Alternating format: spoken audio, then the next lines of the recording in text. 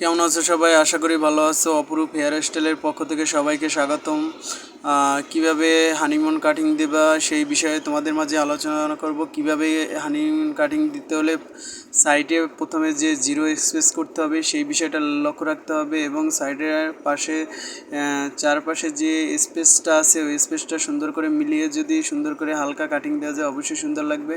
আর অপরূপ hair style Kathalia থানার সম্মুখে আপনারা যারা অপরূপ হেয়ার স্টাইলে কাটিং দিতে চান চলে আসুন। আর এখানে বিভিন্ন আইটেমের কাটিং দেওয়া হয়।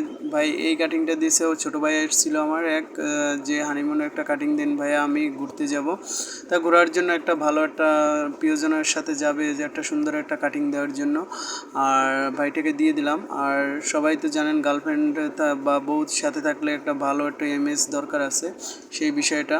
আর সুন্দর সুন্দর কাটিংয়ের জন্য প্রথমে প্রয়োজন যে বিষয়টা হলো যে আপনার হেয়ার স্টাইলিং কীভাবে করবেন সেই বিষয়টা খেয়াল রাখতে হবে। আপনার কাটিংয়ে মাথার সাথে যে ম্যাচিংটা সেই বিষয়টা খেয়াল রাখতে হবে।